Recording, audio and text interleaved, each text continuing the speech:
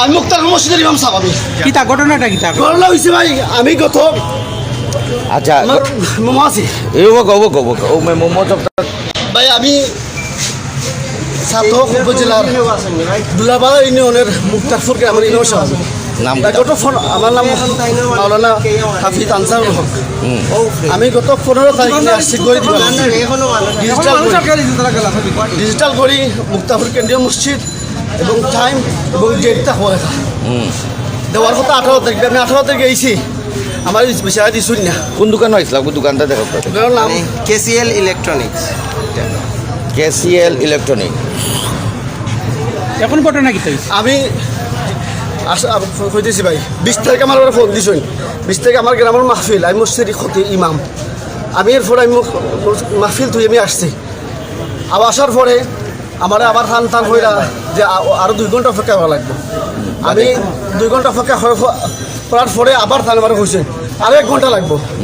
মানে টাইম বলতে এই নাকি নাম কি তাই এই গ্রামের দোকানের মাজন হোক ডাইরেক্ট দোকানের মাজন যেন কেসিএল দোকানের মাজন, কেসিএল ইলেকট্রনিক দোকানের মাজন তাই না আপনার কিতা করছেন? তারা আবার আমার ফিরে দিয়েছেন 20 তারিখ। বাদে আমি কইছি আমার এখন লোকেশন সিলেট বাসার তান এটা মারলিবা আমার মাহফিল 20 তারিখ।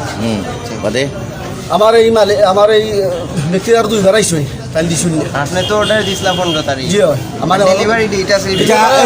যাই হোক আপনার মারামারি হইল কেন? মারামারি হওয়ার কারণ কিতা?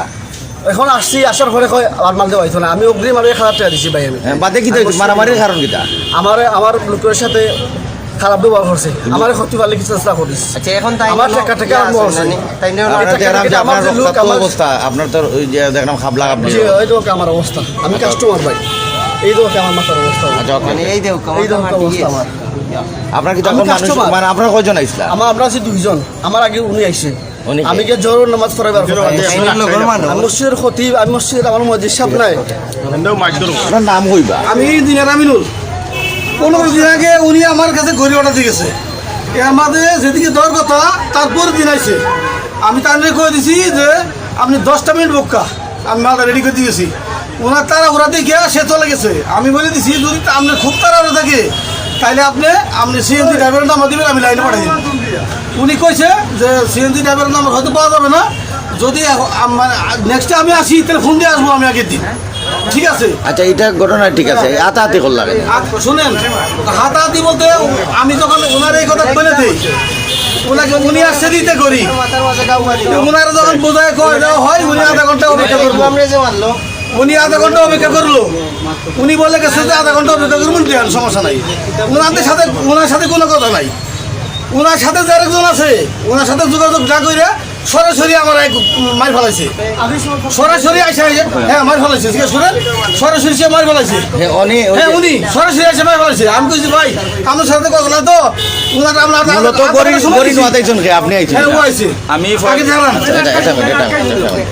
আচ্ছা বুঝলে আসল ঘটনাটা কিতা? গড়ি হইল গিয়া গোবিন্দগঞ্জ যে দুলার বাজার। দুলার বাজার ইমাম সাহেবের মসজিদ।